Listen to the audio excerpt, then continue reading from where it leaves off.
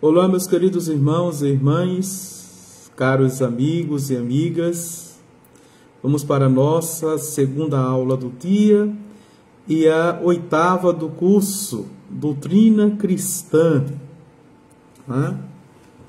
E vamos para o terceiro artigo do nosso credo, do nosso símbolo apostólico, o qual foi concebido do Espírito Santo e nasceu da Virgem Maria. Vamos ver, nesta aula a encarnação. Ainda estamos na Cristologia, como foi o segundo artigo, vimos a Cristologia, vamos continuar, mas agora na perspectiva da Mariologia. Vamos falar de Maria Virgem, as prerrogativas de São José, vamos ver a anunciação, o nascimento, a infância de Jesus. Vamos ver um pouquinho a vida privada de Jesus, que não é muito conhecida, Tem toda a sua infância, que os evangelhos da infância de São Lucas e São Mateus dão flashes apenas da infância, da adolescência. Mas temos ali toda a juventude de Jesus que fica no silêncio de Nazaré, da Sagrada Família. Vamos também ver a vida pública de Jesus, aprofundar mais um pouco, tendo já falado no segundo artigo, na aula da manhã. E aí a gente termina este terceiro artigo para entrar para o quarto artigo. A gente vai ver cada artigo dos 12 artigos. Em nome do Pai, do Filho e do Espírito Santo. Amém. Ave Maria, cheia de graça, o Senhor é convosco. Bendita sois vós entre as mulheres e bendito é o fruto do vosso ventre, Jesus. Santa Maria, Mãe de Deus, rogai por nós, pecadores, agora e na hora de nossa morte. Amém. Rogai por nós, Santa Mãe de Deus, para que sejamos dignos das promessas de Cristo. Amém. Em nome do Pai, do Filho e do Espírito Santo. Amém. Então, seja bem-vinda, Gorete, Sandra Moraes, que está por aqui. Deixa eu ver, tem mais que estão por aqui. Então vamos chegando para a nossa aula. Vocês podem ir também compartilhando, fazendo os comentários, participar, para ficar uma aula interativa, Se quiser compartilhar com seus contatos, também fiquem à vontade. Santa Moraes, para que sejamos dignos das promessas de Cristo. Amém. Vamos lá, então, a encarnação, que é um mistério, como vimos acima. O Filho de Deus, para se fazer homem, assumiu corpo e alma.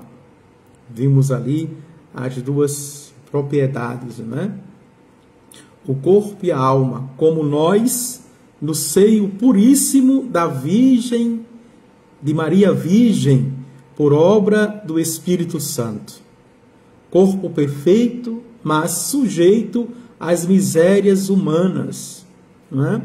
E aqui ele coloca uma palavra muito forte, as misérias humanas, que na verdade são, atualizando a linguagem, as necessidades cruciais do ser humano. Fome, sede, também cansaço, fadiga. Ele também sentiu dor. O apóstolo Paulo vai dizer que ele fez todas as experiências humanas, menos a experiência do pecado, para se assemelhar em tudo aos irmãos. Na frase de São Paulo, e alma dotada de todas as faculdades humanas em grau sublime, isto é, inteligência e vontade livre e impecável. Então,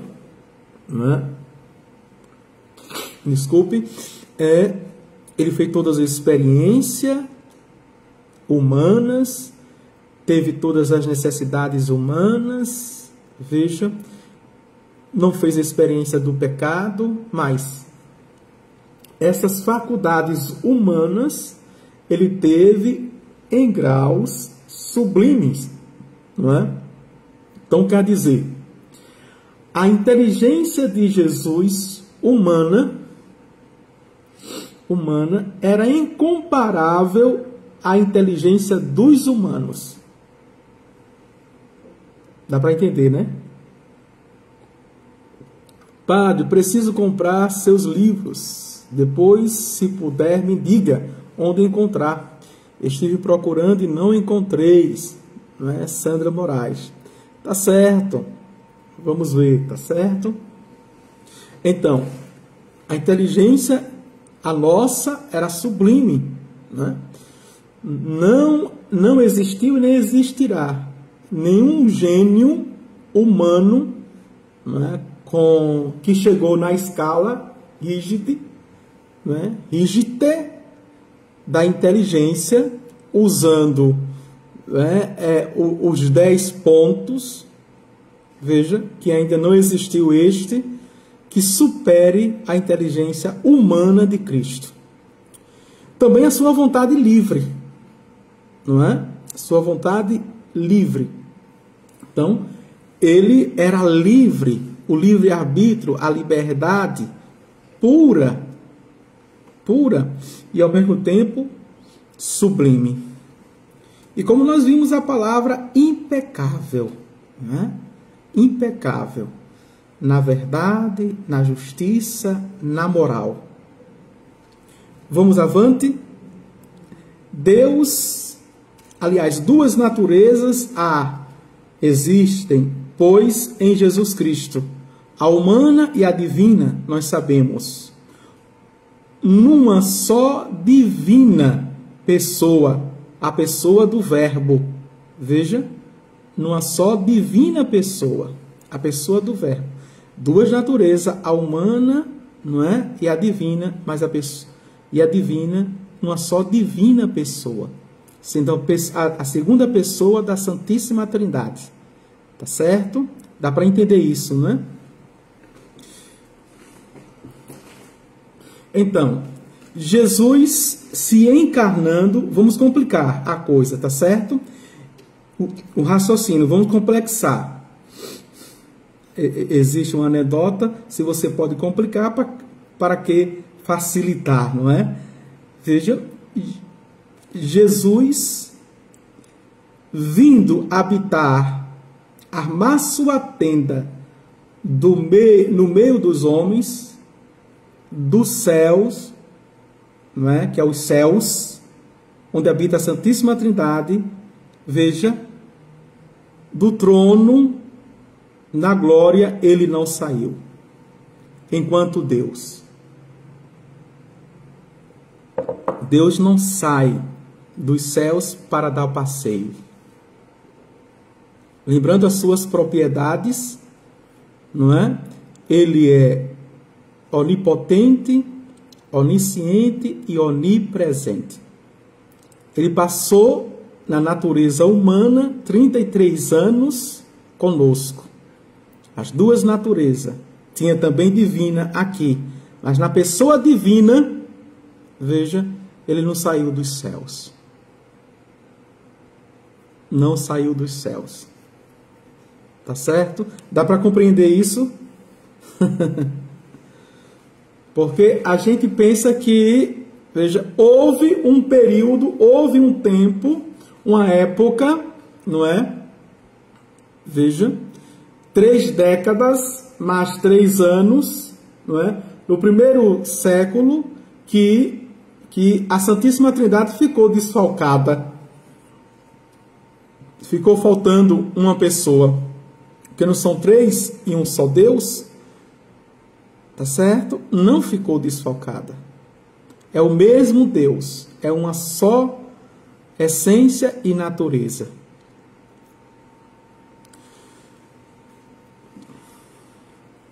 Duas vontades, uma divina e outra humana, como fora confirmada pelas palavras pronunciadas no horto. Pai, se é do teu agrado, aparta de mim este cálice. Contudo, não se faça a minha vontade, e sim a tua. Lucas 27, capítulo 27, versículo 42. Onde, enquanto se fala em vontade minha, isto é, humana, de Jesus Cristo, fala-se depois em tua vontade, isto é, a vontade divina do Pai, a qual deve ser também a de Jesus Cristo, Filho de Deus, e uma coisa só, veja, com o Pai, enquanto vontade divina. Enquanto vontade humana ele não queria, não é sofrer, mas enquanto vontade divina quis ser um com o Pai. Vamos ver aqui, Sandra Moraes de Ele é Pai, Filho e Espírito Santo. Está sempre e em todos os lugares, em três pessoas, a Santíssima Trindade. Sim, é mistério demais, diz Gorete. É verdade, Gorete. Vamos avante. As operações de Jesus, até as humanas, como procedem da única pessoa do Verbo, possuem todo o valor infinito, não é? As operações de Jesus. E outra coisa, viu? As operações no sentido das ações, no sentido das obras. E a gente tem que ampliar o raciocínio, e se quisermos usar esse termo, o leque, que o que Jesus fez na década de 20, lá no primeiro século, né? na Galileia, na Samaria, na Judéia, em Jerusalém, na Decápolis, veja, em Cafarnaum, em Nazaré, o que ele fez, ele não fez apenas para aquele povo, não é? Ele fez pensando em todos os povos. Portanto, ele fez pensando em mim. Fez pensando em mim. Quando, veja, lá no deserto, ele olha para aquelas multidões e diz que são ovelhas sem pastor, ele está olhando para mim, para os povos, para as ovelhas de todos os tempos e todas as gerações. E, portanto, quando ele multiplicou os pães e os peixes por 2 vezes, ele pensava em também saciar a minha fome. Veja, quando ele disse àquela mulher, eu tenho uma água, e se tu beberes, rios de água viva fluirão no teu interior, ele estava pensando em mim e em você, em saciar também a nossa sede. Quando ele olhou para aquela mulher adúltera, veja que ia ser apedrejada, ninguém te condenou, ela disse, ninguém, Senhor, vá em paz, eu também não te condeno e não peques mais. Estava pensando em mim, estava me acolhendo, mas estava dizendo também para mim e para você, não peques mais. Então, toda a ação de Jesus, naquele tempo, que os seus biógrafos, Mateus, Marcos, Lucas e João, não é, deixam como testemunho, foi para mim e para você. Não apenas para aquela época. E isto é extraordinário. Por quê? Não é? Possui todo o valor infinito. Possui todo o valor, mesmo na perenidade, mesmo para, veja, a esfera natural, humana, mas ele fez isso para a eternidade. Por isso que é sempre atual, não é? Sempre atual. Padre, por onde eu começo a ler a Bíblia? Qual o livro que eu começo? Eu costumo dizer, pelos Evangelhos. Lê toda a Bíblia veja, com os olhos de Cristo, com a mente de Cristo, com o coração de Cristo. Sandra Moraes está dizendo: a misericórdia divina de Jesus foi e será eterna. Jesus está vivo entre nós. Vamos avante. Maria Virgem, prerrogativas, São José. Vamos ver um pouquinho, não é? Neste segundo ponto, não é? Do terceiro artigo do símbolo apostólico. O Filho de Deus foi concebido por obra do Espírito Santo no seio puríssimo da Virgem Maria, escolhida para a missão de Mãe de Deus e, consequentemente, enriquecida de especiais privilégios ou prerrogativas, a saber. E aqui, escolhida para ser Mãe de Deus, tem um termo, não é, muito forte, chamado Theotokos, não é? Para os gregos, quer dizer Mãe de Deus. Isso para nós é um dogma que nós celebramos todo 1º de janeiro, no primeiro dia do ano, tá certo? Lide Caroline diz: essa é a beleza do amor de Cristo por nós. É verdade. Graças a Deus. Agora vamos ver as prerrogativas em Nossa Senhora, não é? Pelos méritos de Jesus Cristo. As prerrogativas da Virgem Maria pelos méritos do seu Filho Jesus Cristo. Atenção, não é? São 5. São 5. Se quiserem anotar, e aí a gente vai crescendo na Mariologia e na Cristologia, certo? Primeira, ela é Imaculada Conceição. Imaculada Conceição. Outro dogma, tá certo? E o segundo mariano, vimos o primeiro dogma mariano, Theotokos, Mãe de Deus, e agora Imaculada Conceição, que importa em redenção preventiva, enquanto Maria, pelos méritos do seu divino Filho, foi a única entre os filhos de Adão preservada do pecado original. É dogma de fé. É definido esse dogma por Pio IX, em 1854, foi definido esse dogma. Veja, ela também é uma filha de Adão, mas com a diferença.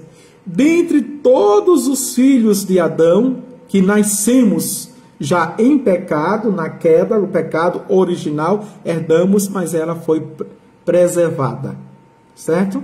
E na sua inteligência, na faculdade, na sua vontade e liberdade, ela não pecou.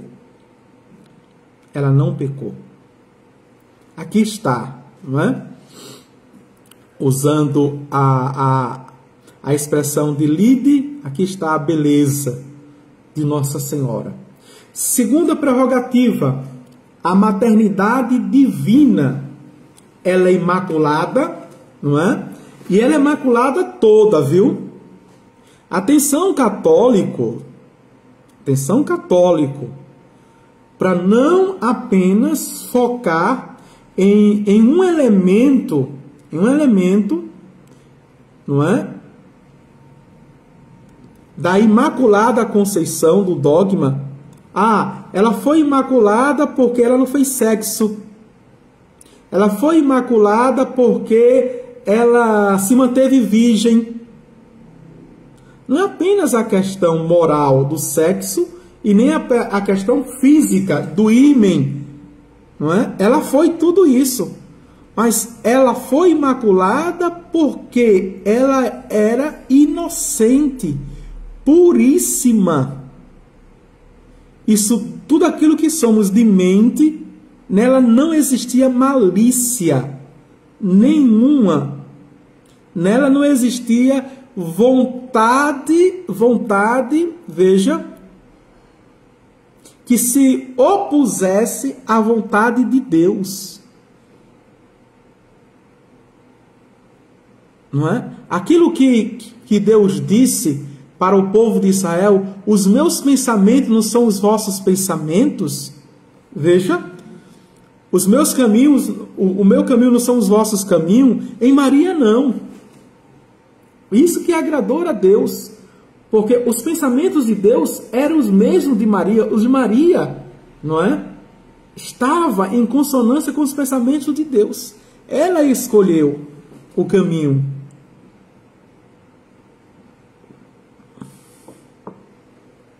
Sim, Eliomara Bonfim está perguntando, essa aula vai ficar gravada? Fica, sim, né? E fica nessa plataforma da página Facebook, e também nós estamos colocando no YouTube, se quiser assistir na televisão, não é? No YouTube. Apesar que agora o Facebook tem, não é? Uma plataforma que dá condições de assistir na televisão, tá certo? Veja, então a maternidade divina, não é? Ela foi pura de corpo e pura de alma, de sentimento. Não podemos imaginar, veja, não é? Porque ter ressentimento é uma fragilidade humana, é um limite humano, é imperfeição, não é? Ter mágoa, ter raiva, ter ódio, entendeu? Não podemos imaginar isso em Nossa Senhora. Ela era puríssima de emoção, de afeto, de sentimento. Ela só existia bondade, não é? Bondade, o bem. E isso constitui um mistério também para nós, não é? Mas é justamente isso que o arcanjo Gabriel, ao voltar, e termina dizendo, o anjo se retirou, ele volta impressionadíssimo, não é? E lá ele anuncia para a corte celeste como pode uma criatura amar mais o Criador, amar mais a Deus do que nós. Ele volta impactado, porque ele viu em Maria Virgem, veja, na Virgem Maria, esse amor exagerado, que de fato é um amor sobrenatural. Não, Sandra, Maria, como a pureza das crianças, inocência, pureza em todos. Não! As crianças, atenção, as crianças já nascem pecadoras, Sandra. A gente não pode nem comparar a pureza de criança. É inimaginável. As crianças já nascem impuras. Dá para entender, Sandra? Já nasce com o pecado original. Não é? Se nós soubéssemos o que seria a pureza dos anjos bons, porque tem os anjos maus, a pureza dos anjos bons, não é? Então, ao conhecer Jesus, claro, que foi pelos méritos dele, ao conhecer Jesus, nós podemos pensar em Maria. Podemos pensar, não é? Que ela é a verdadeira imitadora, a verdadeira discípula do seu Filho Senhor, porque ela mesma disse, como posso ser a mãe do meu Senhor, do meu Salvador? Então, se a gente compara, viu Sandra? Me permita ainda ficar um pouquinho, não é? Na sua pergunta. Se a gente compara a pureza de Nossa Senhora à pureza das crianças, a gente compromete. A gente está dizendo, em outras palavras, velada, que Nossa Senhora não é imaculada, porque as crianças não são imaculadas, então a gente comete heresia. Entendeu? Vou ver aqui o que Jacira colocou. Maria recebeu gratuitamente de Deus, desde o primeiro instante de sua existência, esplendores de santidade absolutamente singulares, em vista dos méritos de Jesus. E isto, o Salvador, foi preservada intacta do pecado original e de todas as suas consequências. Amém. Isto, entendeu? Mas na integridade, na integridade. Não só foi em um aspecto, viu, Jacira? É isso que eu estou chamando a atenção, para que a gente não se limite a apenas um aspecto. Foi em todos os aspectos da mente, do corpo, do coração e da alma. Ela foi puríssima, perfeitíssima. Por isso que a ela, aos santos eu não posso chamar de santíssimo. Veja, mas a ela eu posso chamar de santíssima. Como eu chamo nosso Senhor de santíssimo. Sem adorá-la, mas venerá-la. Vamos avante, veja, Maria é verdadeiramente mãe de Deus, porque é a mãe de Jesus Cristo, que, assumindo a carne no seio da Virgem, dela nasceu verdadeiro homem e verdadeiro Deus, na unidade da pessoa divina. Assim dizemos igualmente, mãe de nossa pessoa, a que nos deu a luz, embora nossa alma seja criada por Deus. Dogma de fé também este, definido contra a heresia de Nestório, no concílio de Éfeso, em 431, que dizia Nestório que ela só era a mãe, veja, do homem, do humano, da natureza humana, não era mãe do divino, não era mãe de Deus. E por isso que foi proclamado esse dogma, reconhecendo. Vamos para a terceira prerrogativa, não é? A virgindade perpétua.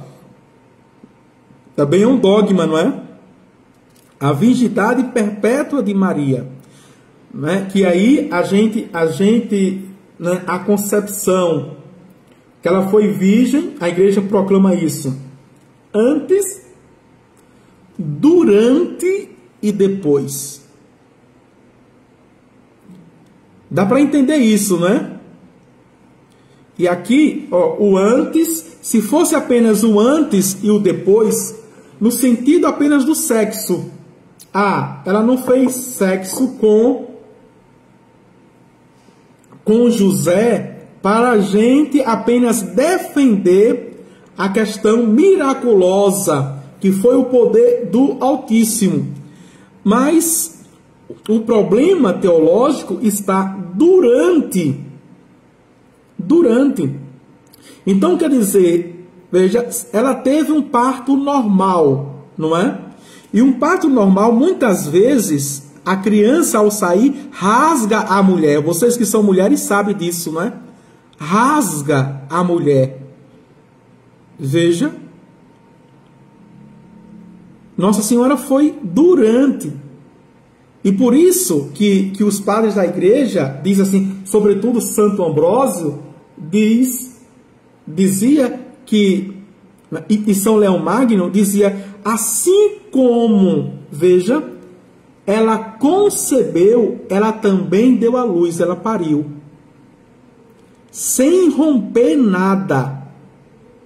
Fisicamente falando, ginecologicamente falando, não é isso, Lide?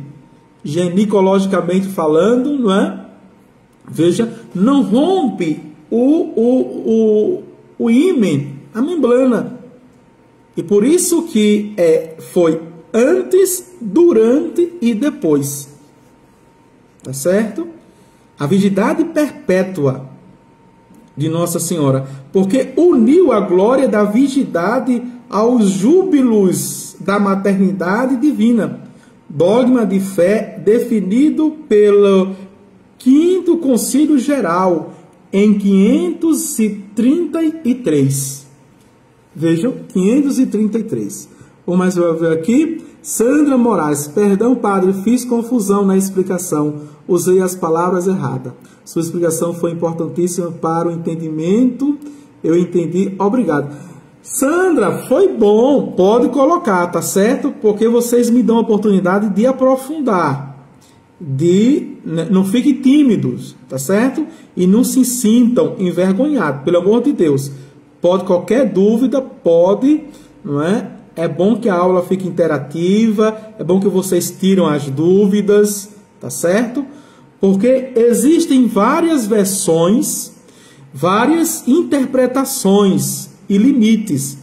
Talvez se for perguntar a um outro padre, ao seminarista, ao estudioso de teologia, vai dizer não é? Aí vem com elementos da ciência, da medicina, vai dizer, mas isso não é impossível, isso é um devaneio, isso é uma alienação. Tá bem? Como a gente vê em muitas pregações por aí, infelizmente, que foi tudo normal, como todas as mulheres, não é? Para exaltar uma dimensão de Nossa Senhora, como ela foi uma mulher de fibra, foi uma mulher vigorosa, foi uma mulher guerreira, foi uma mulher forte, aí quer nivelar tudo, certo? Vamos para a quarta prerrogativa, cheia de graça, como lhe foi anunciado pelo anjo, não é? Tu encontraste graças diante de Deus. Veja, e depois foi revelado, não é? Depois foi revelado na visão Nossa Senhora das Graças, naqueles raios mais vivos e os raios pálidos. E perguntaram a ela: e esses raios pálidos são as graças que Nosso Senhor tem para dar por meio dela, mas tem quem falta pedir. Pedir a ela, confiar a sua autoridade, que é a intercessão. Ela é cheia de graça. E a graça foi sempre atual. A graça cotidiana. Tinha todas as graças, não é? Mas a graça cotidiana o acompanhava. Por isso que, não, humanamente falando, não deixava ela cair. Não deixava ela fraquejar. A graça de Deus foi que a sustentou. Vamos entender isso em Paulo, né? Que Paulo tinha várias fragilidades, que ele chamava de espinho na carne.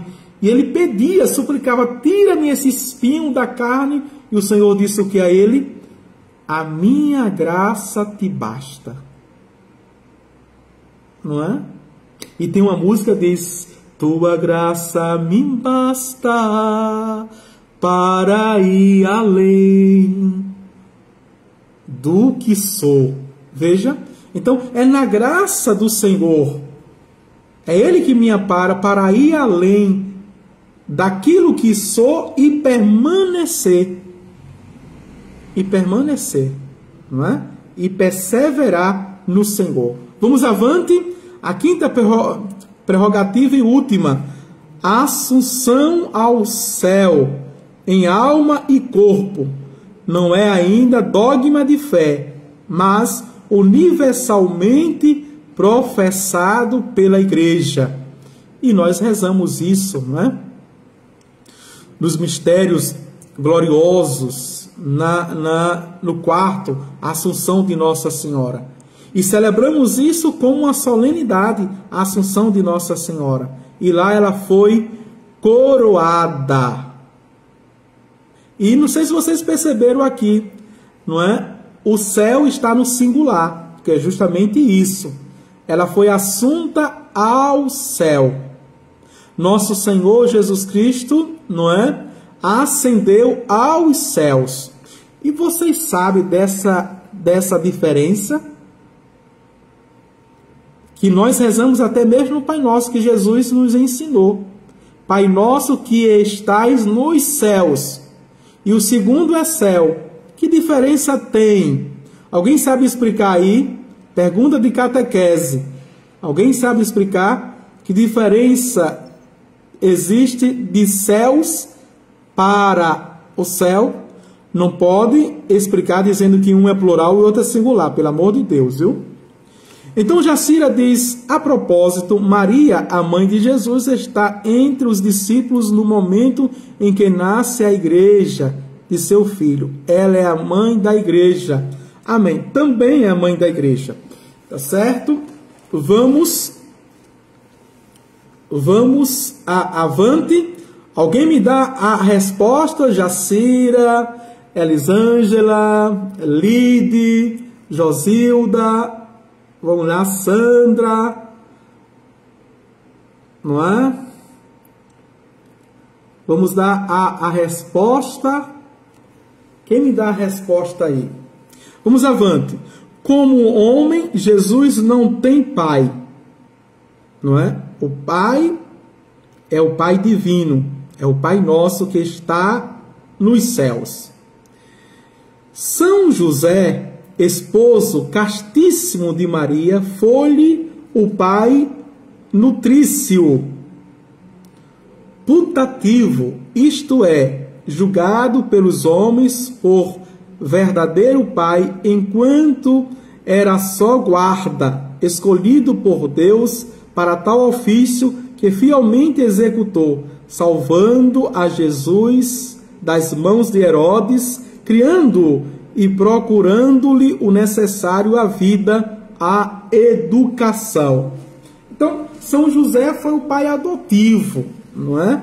Ele foi custódia, ou seja, o que cuidou e protegeu, não apenas de Jesus, não é? Como menino Deus, mas da sempre Virgem Maria, a sua esposa. E é interessante que, não é, tem o cognômio aqui de castíssimo. Ele foi castíssimo. Vamos ver agora, não é, mais um ponto, o ponto da anunciação, nascimento e infância de Jesus. Vamos ver quantos minutos. Mas passa rápido, né? Já 37 minutos. Então, a resposta, vamos lá, não é? Que diferença existe entre céus e céu?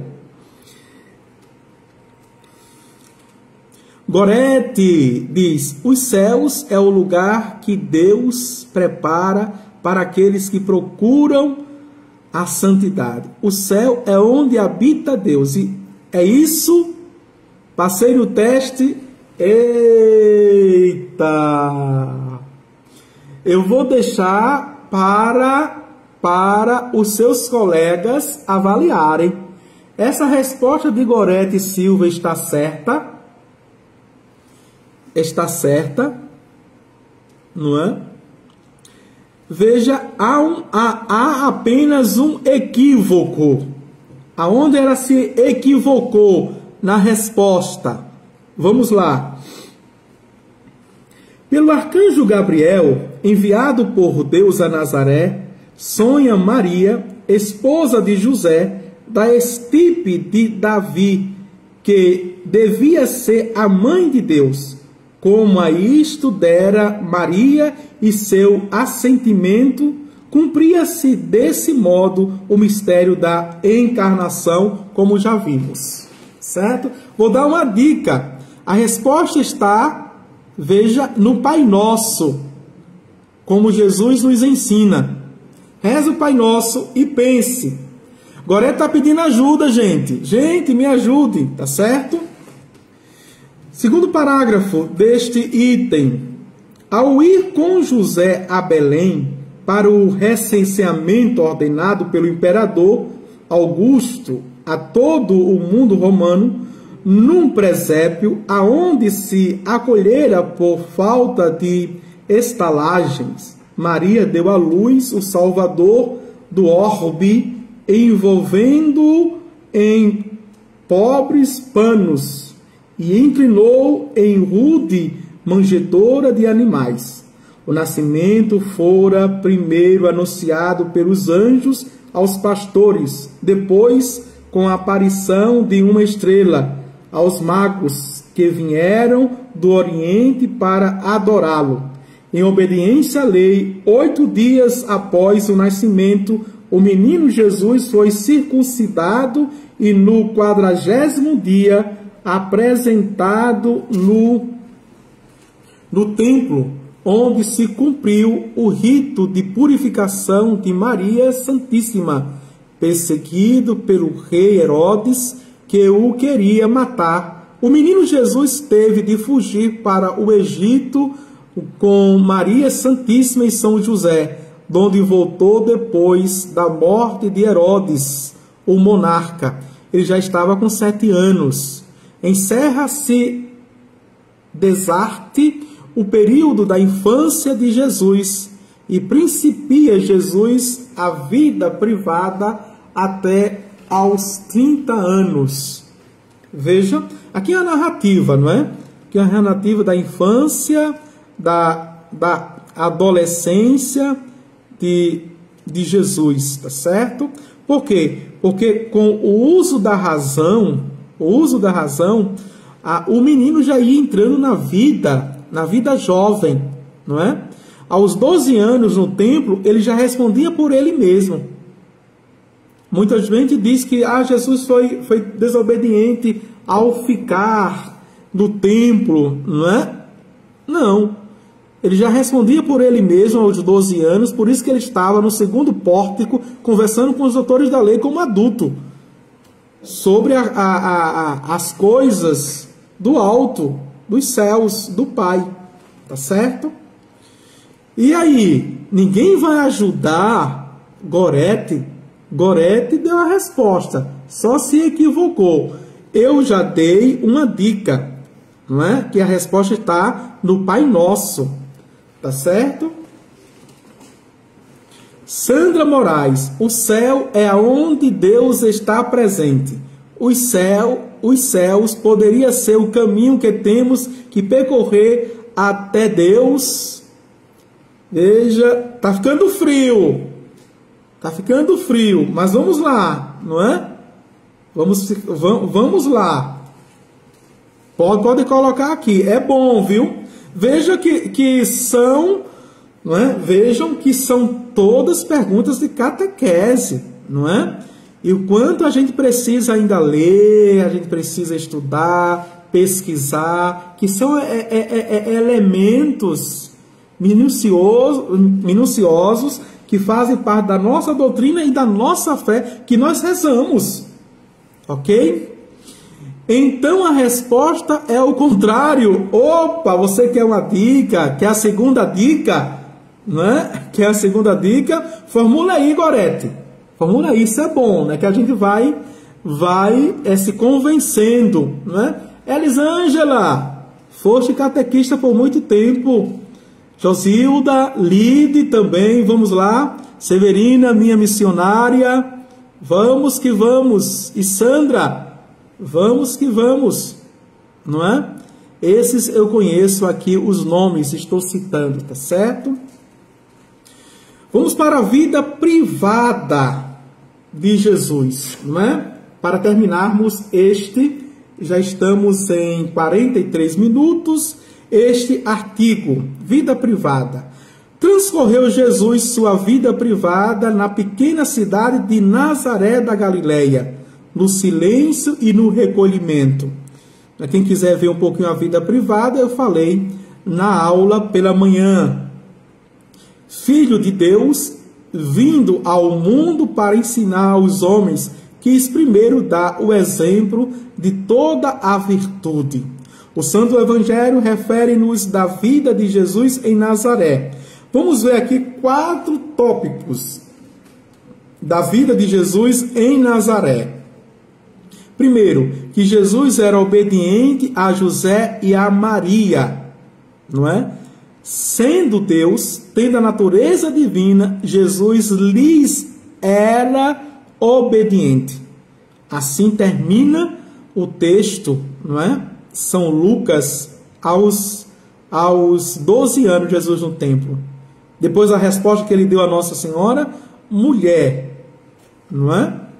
Mulher, tu não sabes que devo me preocupar com as coisas do Pai? Mesmo assim, ele desceu para Nazaré com seus pais. E Lucas termina dizendo, lhes era obediente. Tá certo? Ele obediente. Assim também, como Maria sabia que era o seu Senhor, lhe era obediente, como José também sabia que ele era Deus, lhe era obediente. Olha a harmonia, não é? A dimensão humana, Jesus obedece, da dimensão divina, José e Maria lhes obedecem. Segundo tópico, que era de todos reputado o filho do carpinteiro, porque ajudara seu pai putativo no ofício com que São José sustentava a si e a sua família. Então, nessa vida privada, Jesus ficou trabalhando, num trabalho braçal, não é? No trabalho manual. E existe uma reflexão quase como mística, não é? Que Jesus trabalhou com a madeira e com as ferramentas que, veja, que iriam lhe crucificar. Serviria para a crucifixão, não é? A madeira, veja, o martelo, os pregos. Serviu para a sua crucifixão. Então, tudo em Jesus tem sentido. Toda a vida de Jesus tem sentido, não é? Nada foge da sua missão e do plano de Deus, que Deus escolheu para ele. Terceiro tópico, que Jesus crescia em idade, sabedoria e graça diante de Deus e dos homens, isto é, enquanto de fato crescia em idade, manifestava gradualmente no exterior sua sabedoria. E as obras de Jesus eram cada vez mais aceitáveis e gratas ao Senhor.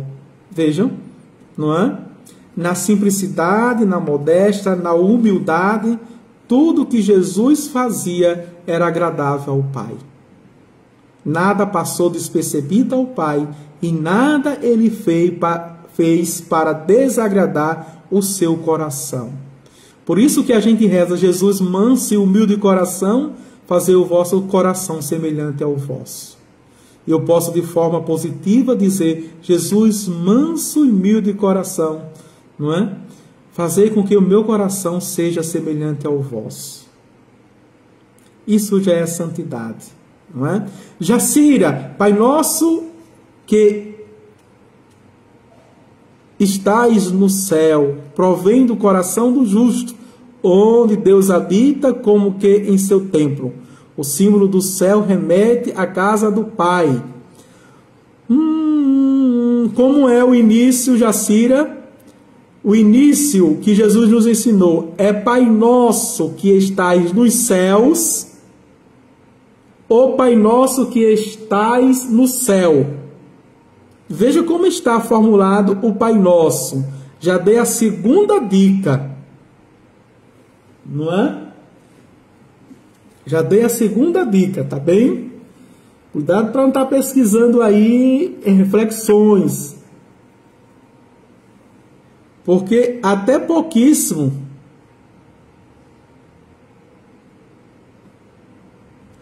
veja, pouquíssimos teólogos entendem essa divisão.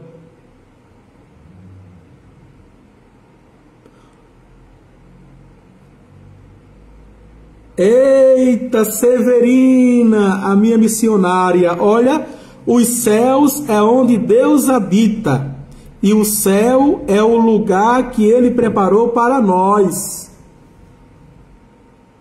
Muito bem. Tá certo? Veja. Então eu vou completar a resposta de Severina. Aquilo que Gorete estava desconfiada quando disse. Então a resposta é o contrário. É isso mesmo, Gorete. Tá certo? Veja, como é o Pai Nosso? Pai nosso que estais nos céus, não é isso? Santificado seja o vosso nome. Venha a nós o vosso reino. Seja feita a vossa vontade, assim na terra como no céu. O pão nosso. Tá certo? Assim na terra como no céu.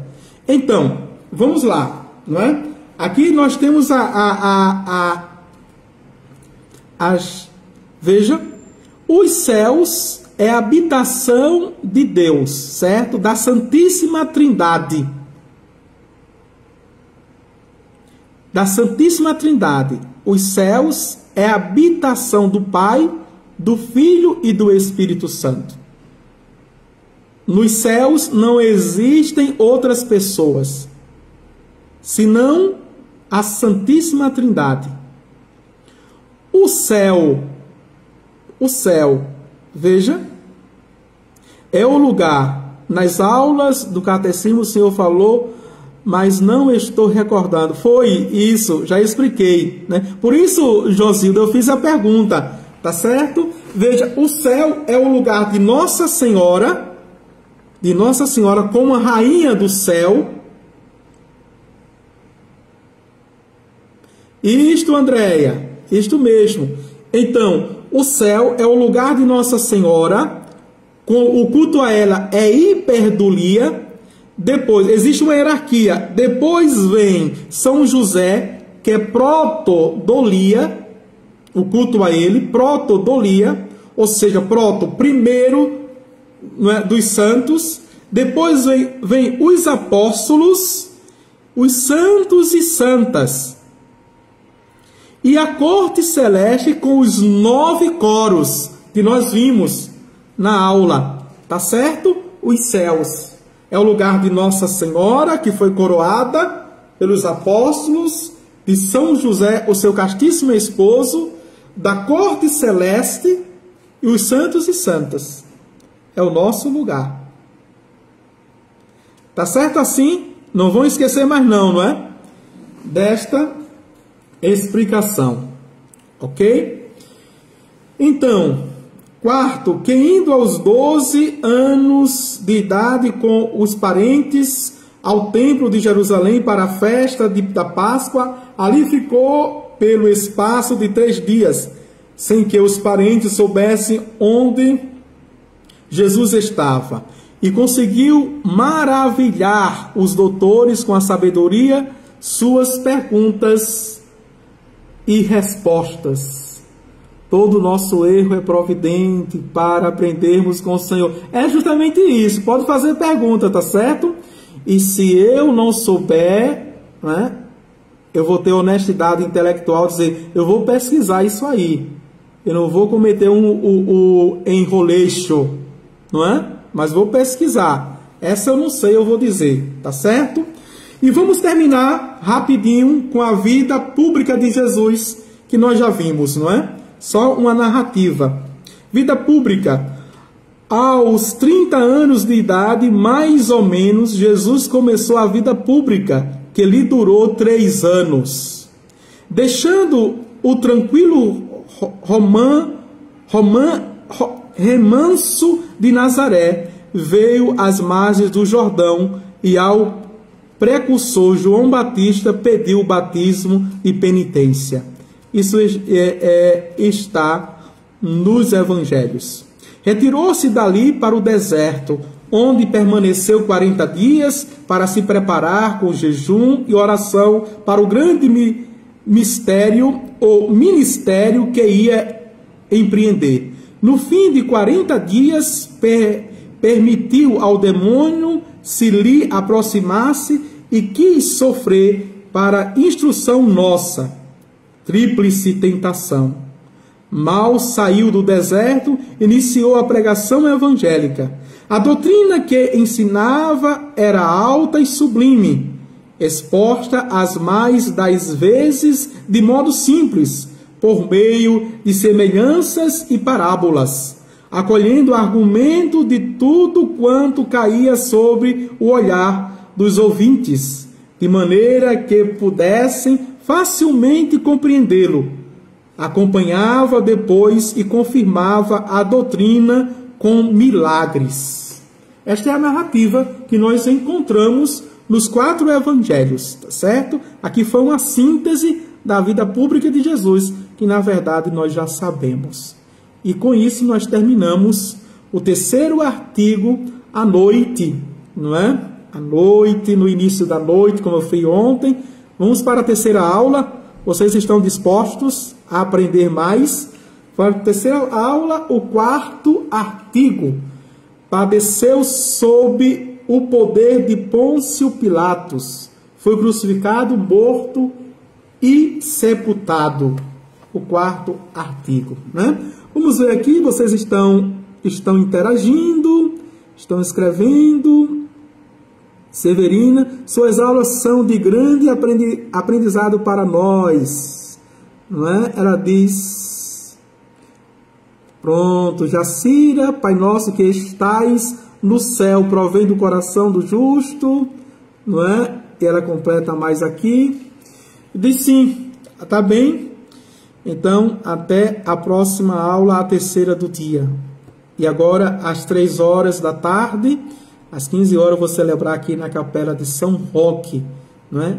Os 40 anos da comunidade, né, de Vida e Aliança Shalom, certo? O Senhor esteja convosco, Ele está no meio de nós. Abençoe-vos Deus Todo-Poderoso, Pai, o Filho e o Espírito Santo.